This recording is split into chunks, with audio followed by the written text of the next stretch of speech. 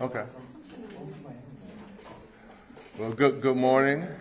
My name is Reverend Reginald Swilley. I've been the associate pastor at Maranatha Christian Center for 25, 30 years, I don't know, a long time. But I'm past co-chair of the Black Leadership Kitchen Cabinet. And we're here again. We're here again to talk about issues around policing in our community that have been, since I was in college, I've been standing behind podiums like this, talking about issues around policing. We have some community members that are going to speak, an attorney for Mr. Green. But first, we'll have words from Sean Allen from the NAACP. Good morning. My name is Sean Allen. I'm with the San Jose Silicon Valley branch of the NAACP. I am the Legal Redress Chair and the third Vice President. Okay. The NAACP has some serious concerns about this officer's conduct, his biases. 6 years. For 6 years, he's managed to escape accountability. Right. So we know for 6 years he's been policing. Now we find out that he has these racist biases that should have been detected within the hiring process, and that didn't happen. So everything he's done and everything he's done everything he's done with other people in the organization, there's a concern because the organization should have detected this either again pre-hiring or as he's been working, and it hasn't happened. So we're concerned about that deeply. We're concerned about the impact he's had on people's lives. We expect that the District Attorney's Office, the San Jose Police Department, the Public Defender's Office review every entire case he's had his hands on and he's been involved in. This should also include the person that they haven't identified, that employee that hasn't been identified and put on administrative leave, his or her involvement in cases as well. The impact to the community, the impact to public services, the impact to the people that they've incarcerated is critical. It's critical that they get justice and there's accountability held to those people who serve. The idea that we still have a society of public safety professionals working with that mindset is just appalling and unacceptable to our organization as well as to the rest of the community members. Another critical fact or critical thing that we want to address is the fact that Chief Mata, right? Chief Mata has, we want to extend him some praise for his immediate action. Unlike some of his counterparts in the county, we're concerned that his other counterparts in leadership have identified problems and they have not addressed those issues. The city of Palo Alto has a captain that was involved in racist comments. He's pending promotion today. The district attorney's office himself, the chief investigator, he was involved in racist misogynistic conduct and comments, and he is still working today. So the question to us is how many cases has he impacted with that mentality and that racist biased view. Of course, the Santa Clara County Sheriff's Office has 2 deputies that we're aware of that are still employed, and they were involved in the 2016 racist, misogynistic, and homophobic text messages, and they've been essentially promoted. So the organization is very concerned about what's going on now. We won't tolerate. We're demanding accountability from all those police leaders. We're demanding the public defender hold them accountable as far as providing justice to those people that they're representing. And we're demanding that the district attorney's office review every case involving not just the individual, the San Jose police officer that we're talking about, or former San Jose police officer we're talking about here today, but as well as those other police officers that I just referred to earlier in our comments. We're adamantly going to address this and stand by what our counterparts here are supporting as well. And we'd like to see some legislative changes as well.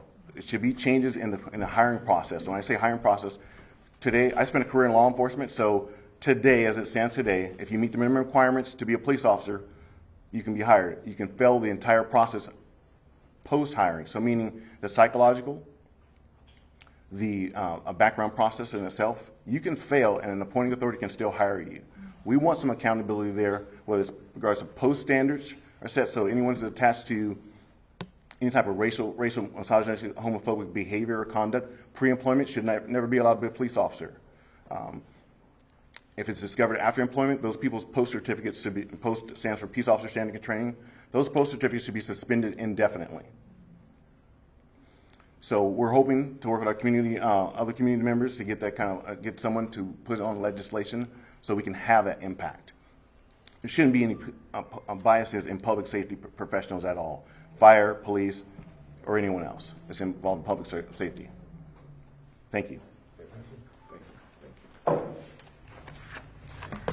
He mentioned the demands that we, the community, have. We wanted to dismiss all the cases that this officer has been involved in. There are people in jail right now incarcerated based on his word. We want those cases dismissed, and we want an independent review of all the cases that he's been involved with. Right? And the third, we want him to be decertified so that he can't just go around the corner to another city and get to be a police officer somewhere else. And the last thing is we are asking that the city respond to Mr. Green's all the issues around him. The city should just give up and say, we are embarrassed by what we have done, and we'll take the responsibility for it. Those are the three asks. Our next speaker would be Raymond Gorns from Debug. Yeah, Raymond. Good afternoon. My name is Raymond Goins. I'm with Silicone Valley Debug. I'm also formerly incarcerated.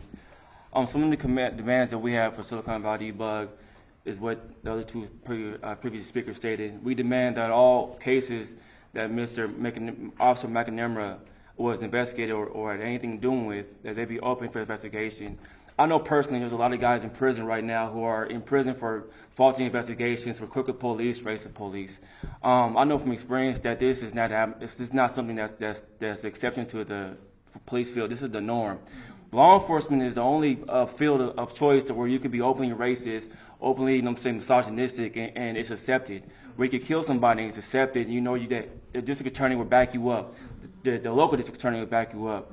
I speak from somebody that spent his whole life dealing with law enforcement. I didn't get no reprieve because I was constantly in the cell, and I dealt with law enforcement in shifts. And I can tell you that racism is rampant in law enforcement. This is not the exception. This is the norm. This is what they do.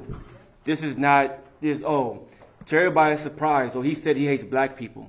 Well, I can tell you that I spent 18 years of my life being felt that I was hated because I was a black person. That I was hated because I was a felon.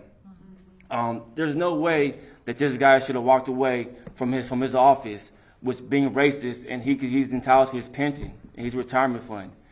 If I did anything, if I shot somebody, and then I had to train of thought afterwards that I shot the person because I hate him because he was black, our district attorney would have charged me with hate crimes.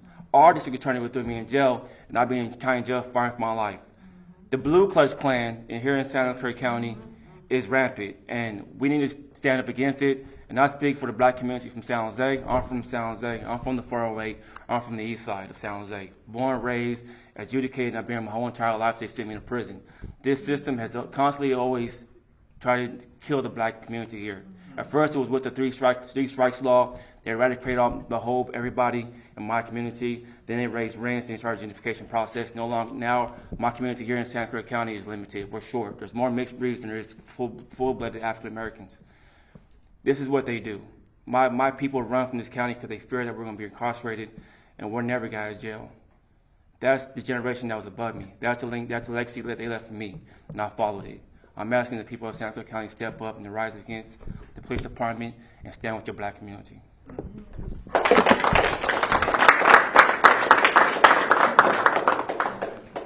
Our next speaker will be from Debug and the Justice for Josiah. Her name is Laura Valdez.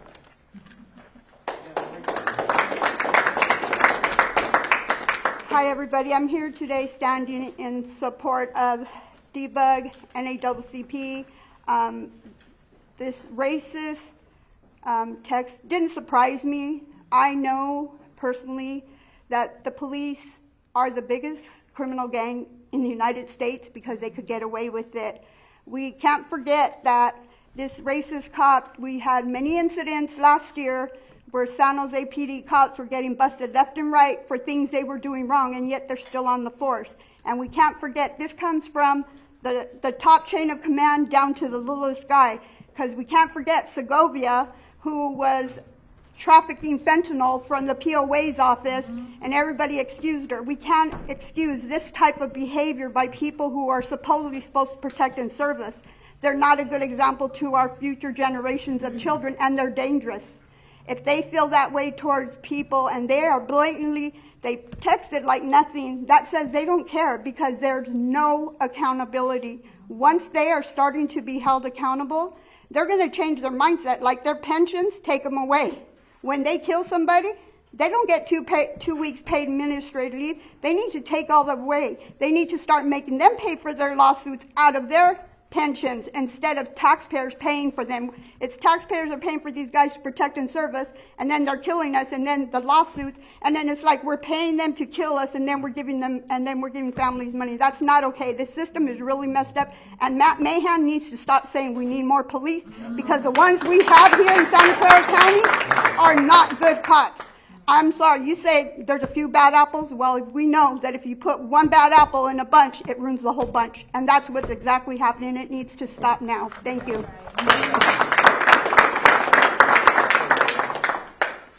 Our next speaker will be Karina Alvarez, and she's from the public. She's Deputy Public Defender.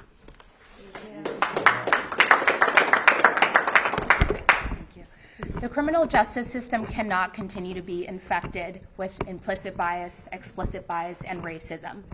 The Racial Justice Act was designed for eradicating exactly this type of abhorrent conduct.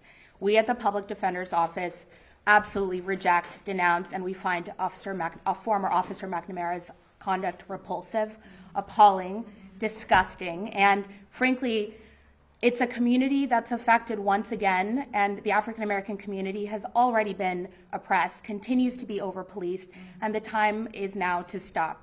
We at our office have already started the review process of every single case that this officer, former officer, has touched, and we will be looking into RJA claims, Racial Justice Act claims, and we join in our community members, and we ask for recommendations in what next steps, and we support everybody that's here in denouncing this type of abhorrent conduct. Thank you.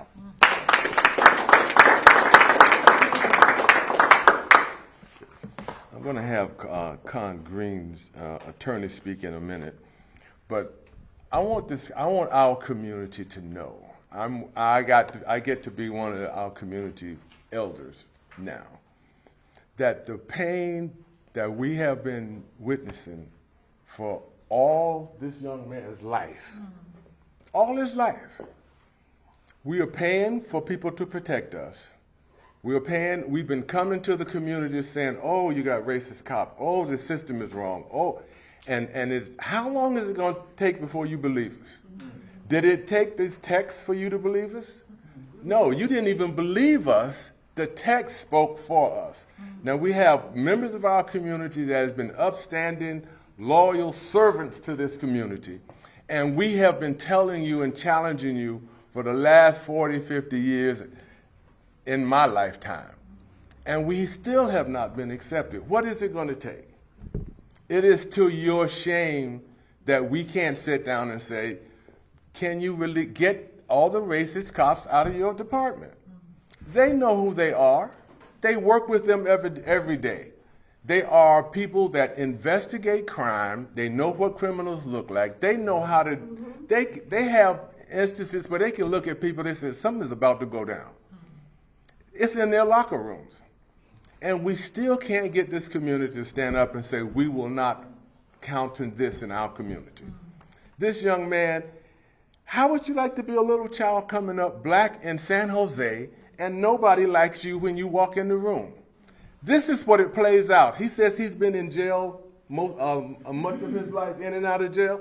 That's to our shame. That's to my shame as a minister here in this community. But I have been speaking out and I have been challenging good people. Now, this is something we really need to consider.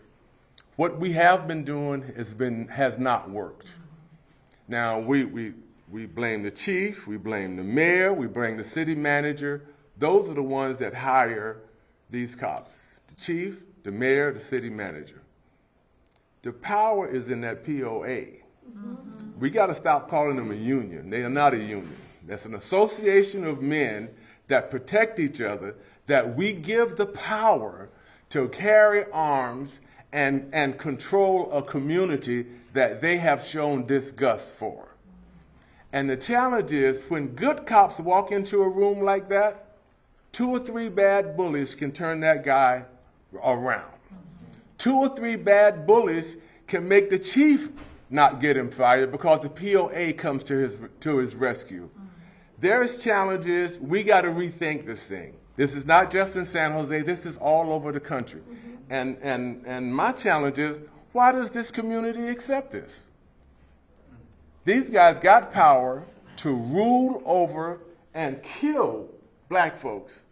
And this guy can't walk in the room and feel safe because he's a young black man. I long for the day when little black children can run up and hug the police because they know they protect them.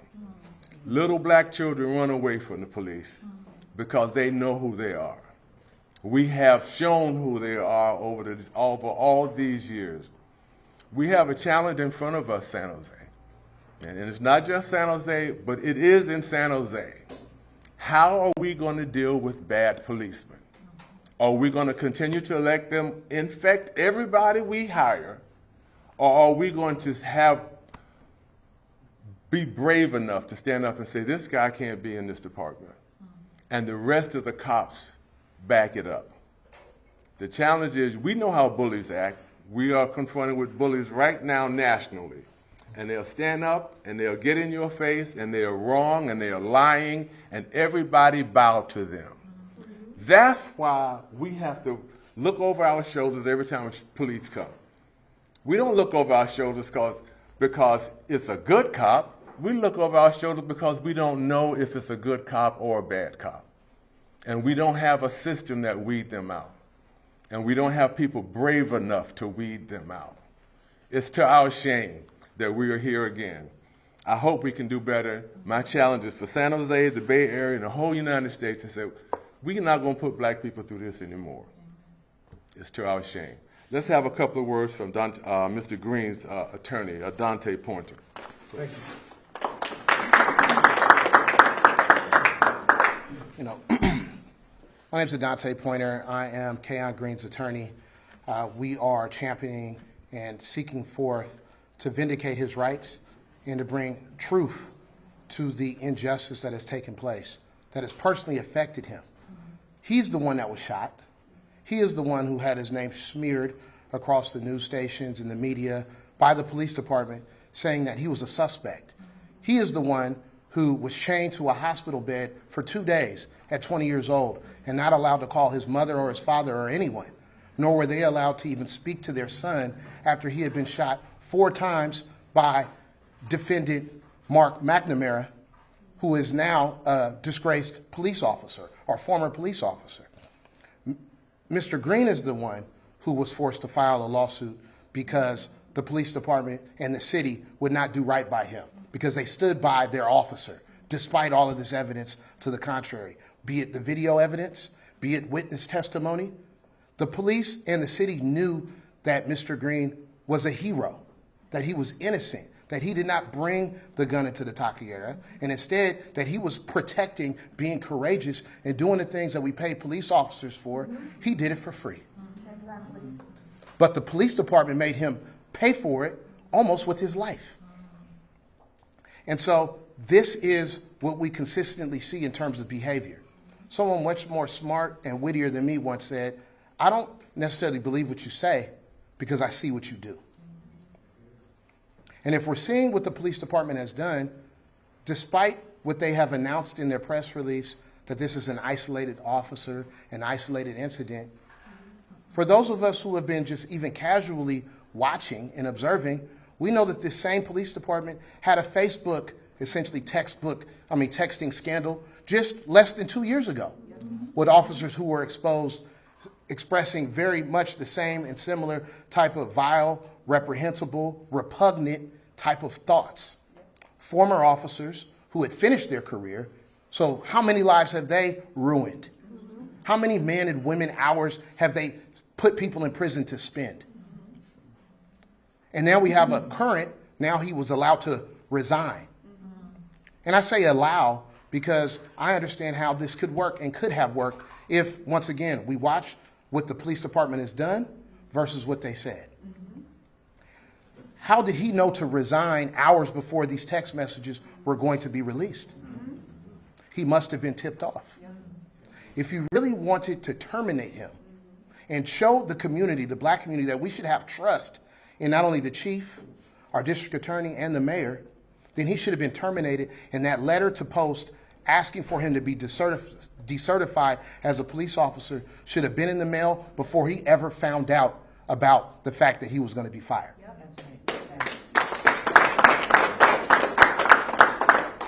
Now, we believe this is probably just the tip of the iceberg because he was not sending those text messages to himself. And yet the city wants to hide his enablers, is what I call them, people who stood silently by, received the text messages, laughed back, encouraged it, promoted it. We don't know who those officers are.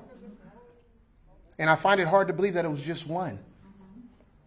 But they released those records to us redacted.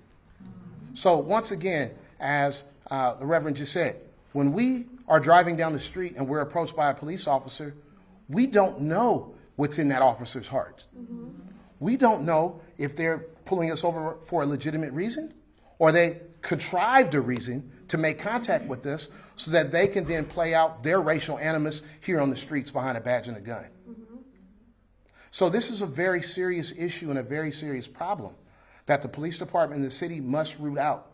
Before they can pat themselves on the back and say they did well by this community by removing this officer, you have to show us, not tell us, that you're serious about this problem and actually go deeper down into the wormhole to get to all the officers who carry this type of hatred in their heart.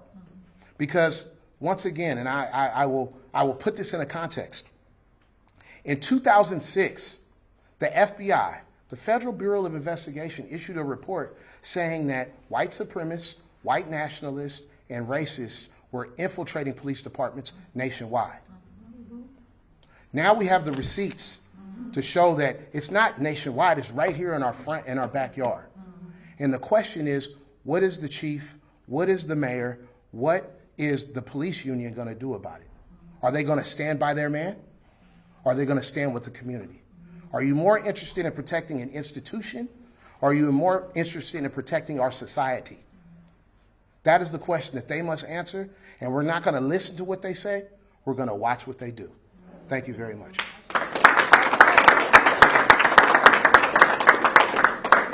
Thank you, sir. Are there any questions from the press? Yes. Hello, Gabriel Freshler with the San Jose Mercury News. First question is, can you describe what the decertification process would look like if it was to start? Who needs to make that decision? And then my second question actually is for the Public Defender's Office. You mentioned that you Wait, let's take them one at a time. Come Okay. on. He's going to answer about the decertification. So what happens is, an individual department will send a letter to post saying that they terminated an employee or they're going to terminate an employee. And then there's a secondary process that's pretty consistent with what happens internally within the agency. Post has to have a hearing and they're afforded due process before there's a decision made. However, to date, as far as I am aware of, not one police officer has been decertified in California since the law took effect. Which was when? I think it was about 2 years ago. That's an approximate. Okay. Yeah. And you're saying it's the department that has to initiate the letter to post?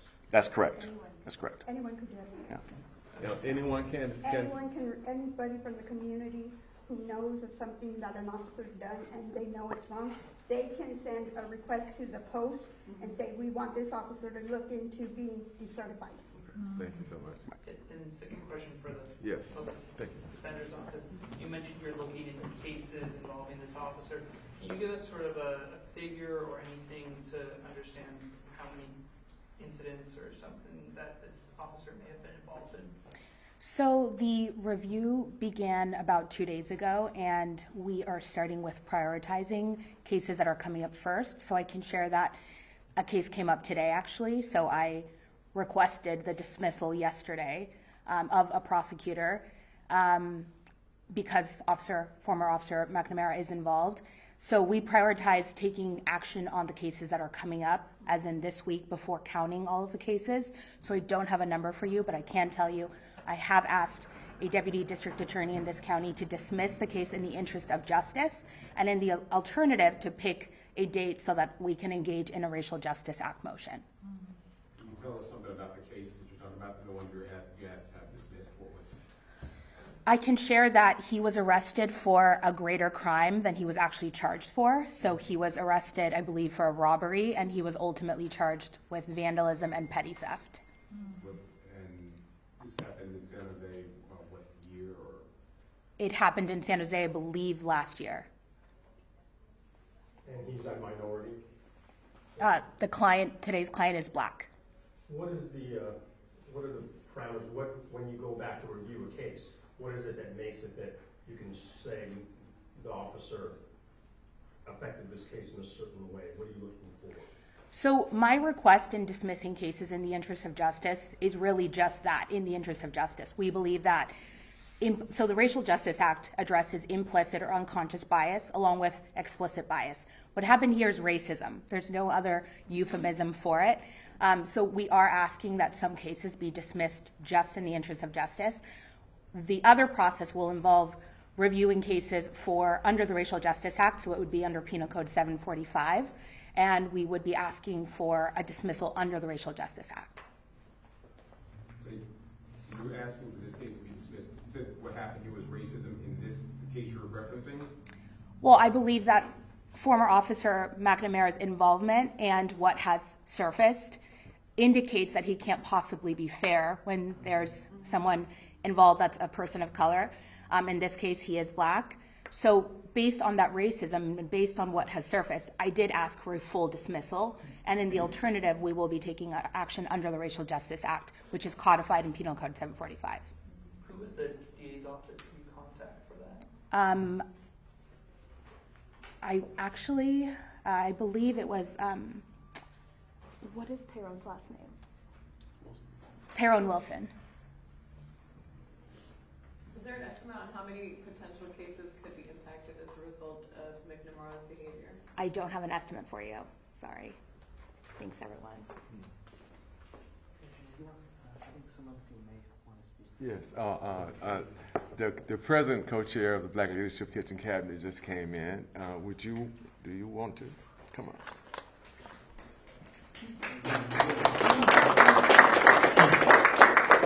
on. Hi, everyone. My name is Jamal Williams. I currently chair the Black Leadership Kitchen Cabinet, an organization where we provide advocacy for our community here in San Jose. And I just want to start with kind of echoing Mr. Pointer's words around trust and around the history of racism that we've seen, the recent history of racism we've seen from the San Jose Police Department. We have been fully clear in our letter on what we're asking for in terms of the immediacy. Short term and long term, we want to see some changes, some real changes with how things are done in San Jose and how things are done with our San Jose Police Department. We think that we know that we need our mayor and our police chief to make those changes, to be clear about not doing things the same way. And we will continue to push and fight for justice as a community, as you can see how we've rallied here. When we as a community can't trust our police, can't trust our police department, we have to ask, how are we supposed to feel safe in this city? How are Black Americans, Brown Americans, and our people of color supposed to feel safe when we know that racism is within, is lining our police department? And we have to be honest about that and know that it's not just an isolated incident. So by knowing that this can't be just an isolated incident and knowing that there is some systemic issues around racism within our police department, we have to demand things be done differently. I go back to 2020, 2021, when our city was asking for defunding of police, for services, for additional support for the people, for the communities that need it. And the response from our mayor's office was adding more funding and more police to our streets. And now we see where that gets us. And what we have to be honest with is that this system needs to change and things need to be different. And we have to go back and look at the investment that we're putting into police, into a police department that we know has racial animus towards Black Americans. And ask, is that the best use of our money? Is that the best use of how we want to make sure that people thrive in the city? So we as a community, the BLKC as an organization, the NAACP, and all of the constituents here, Debug, will continue to fight for those in this city who are impacted, continue to make sure that the voice of those who is ignored will be heard, and we stand again with Mr. Green and his team, make sure they get everything that they deserve. Thank you. It's always good to have him here. Yes. Oh, we okay, come on. Introduce yourself. My name is Tremaine Hunter. I'm with Silicone Valley Debug. I'm an impacted person as well. Did 27 years in prison for a murder I did not commit. Speaking to McNamara and how in the courts the DA can label him an officer. He was never an officer from day one. Not even labeled a civil servant of our community. And this goes far beyond just San Jose. I mean, as a 14-year-old kid, the sheriff's office, you know, I had dealings with them, and to have a grown man put his foot on your neck, you know, that's a crime against a child. And then drive you around the neighborhood and taunt you and tell you, you know, once we unhandcuff you in a dark parking lot, run in this direction and don't look back. That is literally unacceptable by our police department, the sheriff's department. What we need is more training, more understanding for them. They need to understand how to treat people, but yet they can ask for weapons, tasers, and more pepper spray. Let's have the mayor and the chief give his officers training on how to treat people, how to do their job, how to stand up and be a part of the community and not just be above the community. You know, recently I got pulled over twice within a month. And they cuff me, they don't cuff my wife. And their understanding of trying to get me to understand it was that, oh, they're just doing their job. It's not a problem, just sit here and be calm, it's okay. To me, that's a problem. I mean, there's no justification for the actions of many of the officers that's working on our streets today, and there's no accountability. McNamara should not be the only one to be accountable for his actions. Everybody in that force is not being transparent about what they do on their job, beyond their job hours, and the public has a right to know, you know, what the text, the string of text that's being now released. What else was said? You know what I mean? What else was done? Because they're probably all deleting their text or whatever they can do to get rid of this evidence because they know it's coming. And we're going to keep pushing as a community to get transparency. All these fine people that our community, we want answers, and we deserve answers. Thank you.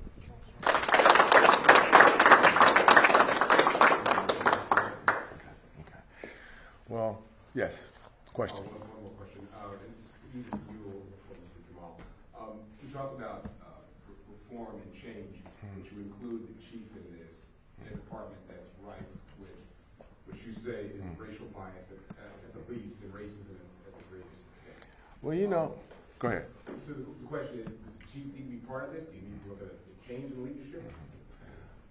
You know, I'll let Jamal answer this as well, because I'm slightly off. I'm slightly different about this. I think that we are all, you guys too, are held hostage to bad polices, because if anybody speak to them, they'll threaten you. All right. If a man will put his knee on the neck of a 14-year-old kid, his compadres know who he is. And the ones that's backing that cop, they can bully the chief. The mayor is afraid of the Police Officers Association, I think. I think the mayor is afraid. I think the city manager is afraid. I think they are afraid all over the United States, right? And I think we should be slightly afraid for speaking up against the Police Officers Association. To some degree, some of those guys are terrorists. They terrorize us. A knee on the neck is terrorism for a 14-year-old and tell him to run and don't look back. Right? So I think the police chief, I think the mayor, I think the DA, I think all of us are afraid of the people that we are paying to police our community. Now, they don't go out to Almaden and put their knee on the neck of little white boys, but they probably could, because we don't have anybody to control them. And there are good guys in the POA, I'm sure, but the bullies got them quiet. That's my position on this. Because there's been a lot of police chiefs come and gone, and the same thing is happening. There's police chiefs all across the United States, and the same thing is happening. So yes, I'm going to allow Jamal, because he's a little more level-headed about this than I am. But changing a few people and allowing bullies to run rampant, I think we are just spinning our wheels until someone can come up with a way to say we are not going to have these guys exercising power over us and making us pay them for it. I'll just add that we saw in 2020 what happened with the Facebook thread and the racism, and we have a new chief, and now we have more racism. I think we're chasing the tail if we keep thinking that getting another chief is the answer, when it could be part of a solution, but it's not the answer. We know that there are systemic changes that need to happen within the police department. There needs to be a real shift in what accountability looks like. There needs to be a real plan to root out racism, bias within the department. And we haven't seen that, and we don't even hear that being articulated as options. We talk about decertification. What are the next steps that we can take to make sure that we root out these systemic problems? And that does start with the chief. That does start with our mayor. That does start with our city manager, and our police officers association. They are all accountable to how we make sure that we are ensuring safety for everybody here, and that the citizens of the city can trust a police department which they haven't earned. So it's not about calling for anyone's job. It's about saying that they need to do better. They need to do more. They need to rely on us to assist them with that. Our Reimagining Public Safety Committee that many of us were a part of, and other organizations, we provided 200 recommendations to this city, and we haven't seen action on enough of those to see real change, which still exists, and they have, and the mayor has it, and the city council has it. So there's things that can be done, there's things we've already provided, and there's more that needs to happen to ensure accountability, to ensure safety, to ensure restitution. For what we know, how the racism has impacted previous cases, as the public defender talked about. There's a lot that can be done, and Chief Mata, our mayor, and our leadership needs to make sure that they're taking this seriously. Listen, thank you so much. Oh, come on. Chris, I want one quick thing. Okay. Introduce yourself. Raj Jida with Silicone Valley Debug. I just wanted to add one other sort of contextual issue to the amazing points that was made today by this panel, and that's that there is immediate things that political leadership could do today. It is around 11:30 on a Thursday morning. By this afternoon, there are actionable steps that the mayor could take, the city council could take, the police chief can take, and the district attorney can take. Namely, while this was unraveling and embarrassing the entire city, the response from the mayor and the city council amounted to a political shrug, a hope that this would be a speed bump in their way to continue to increase the funding of police and the carceral system. What they could do today is withdraw all their requests for more funding to police in the wake of this scandal, in the wake of this revelation that they have an institution that is inherently racist and dangerously so. In the past couple weeks, as this was becoming public, they gave more funding to police to arrest people, particularly poor people and homeless people, for warrants. $240,000. They had already spent $60,000 already to the covert unit. The week after, just days ago, they approved funding for military-grade equipment to be given to the police department. This afternoon, today, when asked about what specifically can they do besides shrug or give kind of rhetorical statements, they could halt all expanded funding to the police department. They could have a moratorium on expanded and unnecessary and lethal funding to a police department that has already stated their intent to kill black people. To kill black people in black and white. Attorney Pointer discussed this idea that don't believe what we say, we're going to look at what you do. With this police department, you could do both. You could actually see the text messages where they're laying out their plan to harm and kill and brutalize black people, either through a bullet or, like Raymond said, through incarceration. The district attorney today, Jeff Rosen, not just the line prosecutors, could make a policy decision to fall within the rights of justice and the interests of justice and dismiss all active cases right now without having the public defender have to make this request. We know what insidious venom is going through those police reports, what lies those cases were built on. They should all be automatically dismissed. Anyone spending a day, a minute in jail right now because of that racist attacker of McNamara needs to be released. That could happen today. The public defender talked about the Racial Justice Act. That's a new law, a legal avenue to redress racial harm that the carceral system is built on. Our district attorney Jeff Rosen, has opposed any action by the public defender's office, by defense attorneys, to call upon racial justice. They've denied any Racial Justice Act motion or request from the defense community. That is actionable that they could do today, this afternoon. This chief of police absolutely has accountability. He was self-congratulatory, expecting a pat on the back because they released this text message that they knew was going to come out. They could release the names of those redacted officers right now so the community knows who to be afraid of and watchful of. He could do that today. They're hoping that this is going to be looked at like an anomaly, an exception. As Raymond said, this is the rule. We have the body count to prove this is the rule. And the mayor's response, Mayor Matt Mahan's response, the chief's response, that was cowardice. That was flat out cowardice. This could be a whole new reexamination of what public safety means and who we need to be protecting ourselves from. And we expect some real answers because absolutely there has to be accountability at the top, not just one individual. And this needs to be a day, a moment in San Jose's history where all of that past transgressions that was described earlier, all that has to stop now, because if this doesn't do it, what will? What will? So we expect some responses from political leadership. We expect it today. Thank you.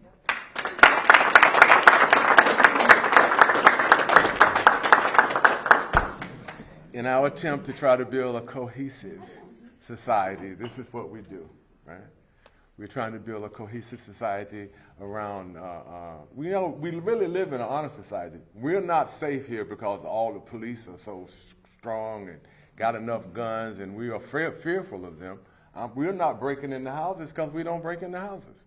It's not because the police. They take a cohesive society and turn it into a us against them, right? And they make a fight when there shouldn't be a fight. There's not enough cops to police every house in San Jose. We don't do break-ins and robberies and stuff because that's not who we are. So we need the police to help calm the situation and make this more cohesive and rather than combative. Because, you know, they want to get bigger guns, and the real criminals are going to get some bigger guns, and they got to get bigger guns. And here we got a war zone with the police because they love the war, and the criminals that love the war, and then we are in the crossfire. A young man got a knee on his neck at 14.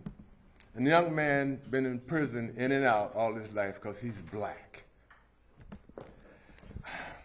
Let's hope we are at the beginning of a new day, sir. Let's hope we're at the beginning. Thank you for your attendance. Everybody's available for comments.